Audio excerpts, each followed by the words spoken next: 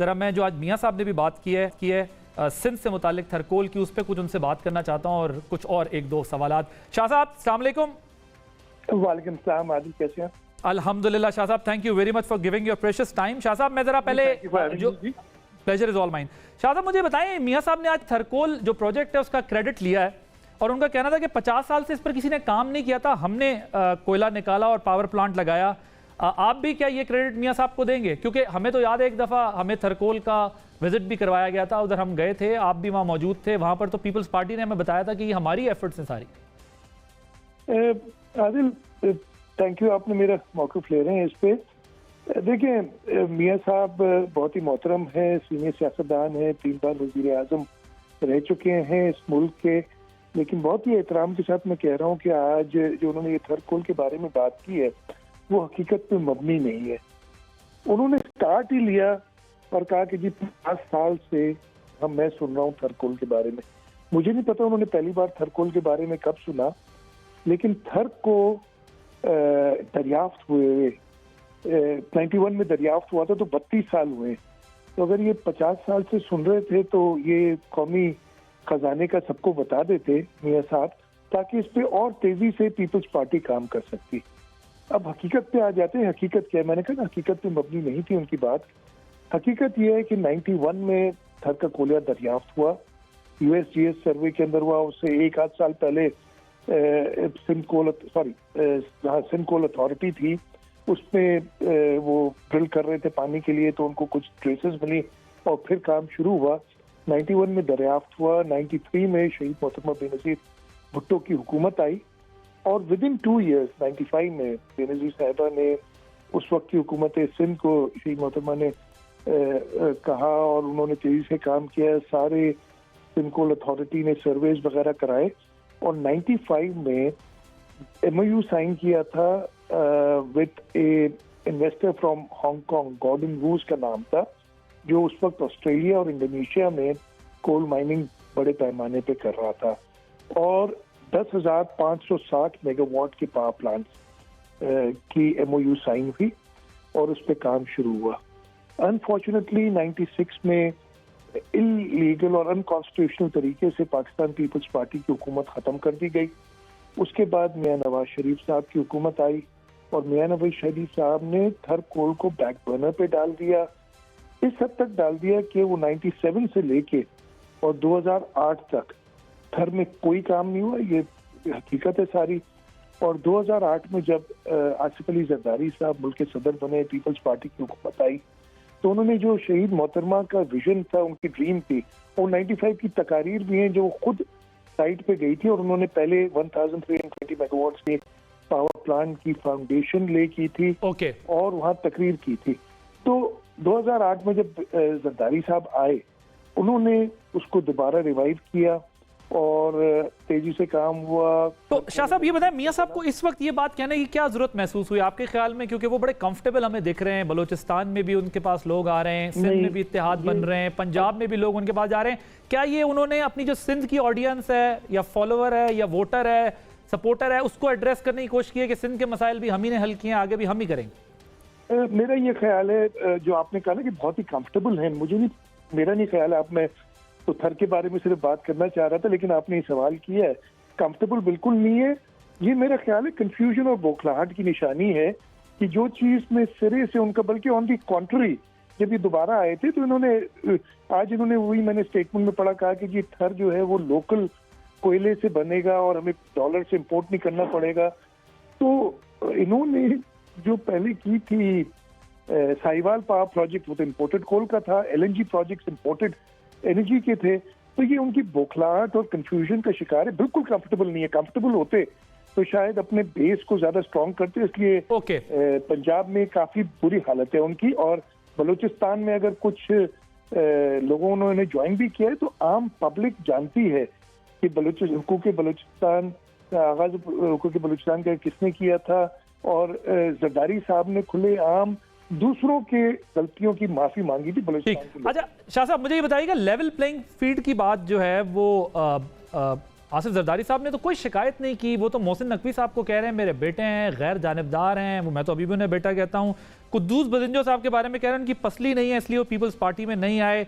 ये इलेक्टेबल्स अब जहाँ कंफर्टेबल हैं वहाँ जा रहे हैं। आप लोगों ने ये तस्लीम कर लिया है, ये जा रहे हैं उसी देखिए बात सुने, इलेक्टेबल्स की वो जो मिसाल है ना, इंशाल्लाह ताला इस दफे इलेक्टेबल्स जरूर अपनी जगह पे कुछ वोट ले जाते हैं, लेकिन जो जनरल ट्रेंड है जरदारी साहब कंफर्टेबल इस हिसाब से है कि वो उनकी सोच है कि इलेक्शन कमीशन इंशाल्लाह ताला एक पॉजिटिव प्ले करेगी।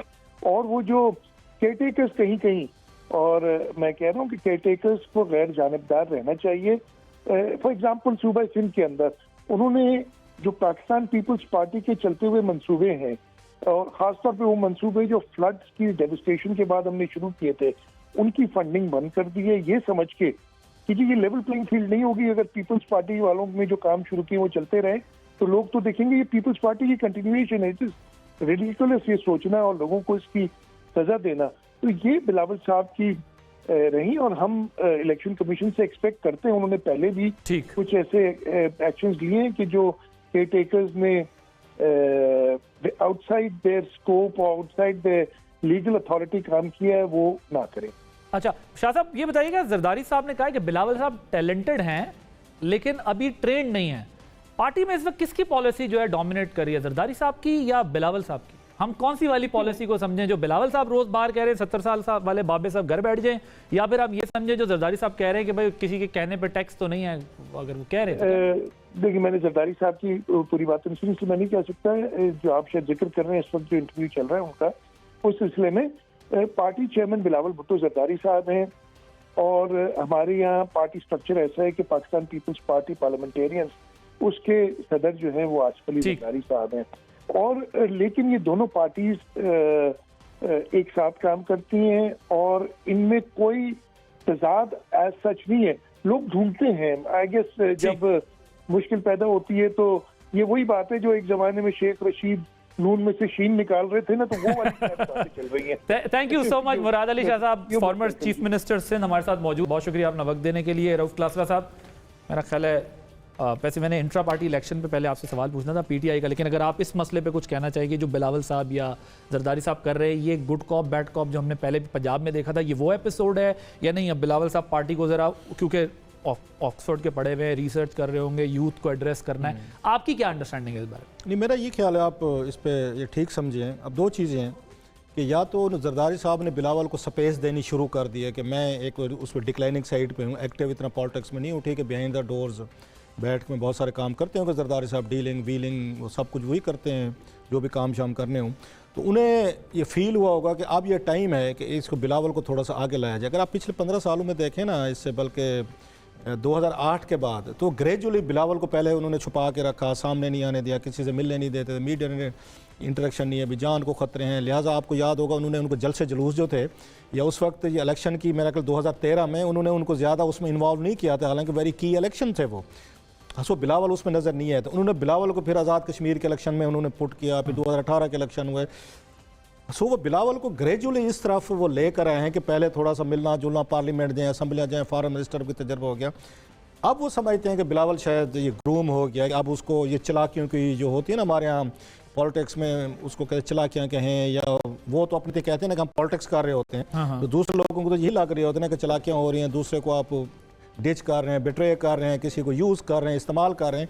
तो मेरा ख्याल है वो ये समझते हैं कि बिलावल थोड़ा सा इस काबिल हो गया, जवान हो गया, बच्चा जवान हो गया, तो बच्चे को थोड़ी सी आप उसको स्पेस दें। लिहाजा हमें नज़र आया है पिछले मेरा ख्याल 5 साल अगर पार्लियामेंट के देखें तो बिलावल की वो जो शख्सियत पहले थी वो बड़ी हद तक अब उसमें बदल गई है। पहले एग्रेशन भी खैर उनमें बहुत ज़्यादा था, बाज़ दफ़ा मेरा ख्याल ऐसे वो बाज़ लफ्ज़ कह भी जाते थे जो नहीं कहने चाहिए थे, floor of the house language barrier भी था ना उनके लिए, बड़ा उर्दू में कोई बात कह जाना। यस, तो अब ऐसा ऐसा ग्रेजुअली बिलावल ने उसको आके वो कहते हैं ग्रेजुएट किया है, क्वालिफाई किया है, सो उनको स्पेस मिल रही है। और बिलावल ने 2-3 जो तकरीरें की थी बड़ी अच्छी थी, उसमें स्पेशली कौमी असम्बली की आखिरी तकरीर थी, लास्ट पेज भी बड़ी अच्छी थी इनकी जो अभी की है, उसमें उन्होंने कहा था कि अपने बुजुर्गों से इल्तजा की थी, जिससे मौलाना फजल रहमान साहब ने कहा कि ये तो अपने वाले साहब को एड्रेस कर रहे हैं कि भाई साहब कि बड़े बुजुर्ग जो है ना कुछ थोड़ी स्पेस दें, या जो उन्होंने इमरान खान साहब पे बात की, दैट वॉज वेरी, मेरे ख्याल जिस दिन वो गिरफ्तार थे अटक जेल में, तो उस दिन ही शायद 2-3 दिन बाद इनकी तकरीर थी कौमी असम्बली में, तो बिलावल ने एक बात की थी, बड़ी अहम बात थी मेरा ख्याल है उसमें, वेरी सिग्निफिकेंट।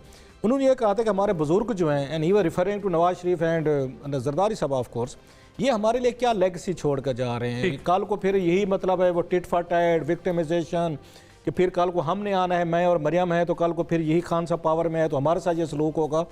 सो बिलावल को बड़ी अच्छी स्पीच थी जिसमें उन्होंने ये बताया था कि हमारे ये जो आबाओ अजदाद जो हैं, ये हमारे लिए क्या पॉलिटिकल असेंबली की जो लास्ट स्पीच थी जिसमें उन्होंने ये रेफरेंस दिया था। मेरा ख्याल है इस वक्त जरदारी साहब जो हैं वो बिलावल को एक बैड कॉप के तौर पर एग्रेसिव, उसकी वजह ये भी है कि उनको जो पिछली इस्टेब्लिशमेंट से उम्मीद थी और जो उनके जो चंक उन्हें मिलना था वो नहीं मिल रहा, इसलिए उन्होंने फिर बिलावल साहब को आगे कर दिया। ये नई इस्टेब्लिशमेंट है, उनके पिछले इस्टेब्लिशमेंट से बड़े, बल्कि आपको याद होगा जरदारी साहब जो थे वो जो पिछले इस्टेब्लिशमेंट थे, जनरल बाजवा साहब वाले इस्टेब्लिशमेंट थे, जनरल फैज़ वाले इस्टेब्लिशमेंट थे, तो जरदारी साहब ने उनके कहने पर उनके साथ मिलकर बड़े प्रोजेक्ट जो थे ना, इनको कंट्रैक्ट्स जो दिए गए थे 3-4 बड़े बड़े प्लान किए गए, तो सारी की सारी एग्जीक्यूशन जो है ना वो यही करते थे। जो भी कंट्रैक्ट इस्टेब्लिशमेंट के थे उस वक्त के इस्टेब्लिशमेंट के पिछली के, उनकी एग्जीक्यूशन जो है ना उन्होंने जरदारी साहब के साथ करी है। और इसलिए आजकल जो नई इस्टेब्लिशमेंट के साथ इनकी कोई बातचीत हो नहीं सकी कि नई इस्टेब्लिशमेंट इनको, तो बिलावल साहब को स्पेस दी जा रही है। नहीं, अगेन वो बिलावल साहब को स्पेस उस वक्त मिले ना जब जरदारी साहब को मिलेगी। इस वक्त जरदारी साहब को पता भी कटा हुआ है एस्टेब्लिशमेंट से, मैं ये कह रहा हूँ ये नई एस्टेब्लिशमेंट जो है वो उनको स्पेस नहीं दे रही। उनके नज़दीक जरदारी साहब इररेलेवेंट है, इनकी utility for the time being it's over. और इसलिए ये एंगर भी नज़र आ रहा है आपको उस बिलावल की शक्ल में, और जरदारी साहब भी बैठ के उतने ज़्यादा एक्टिव नहीं।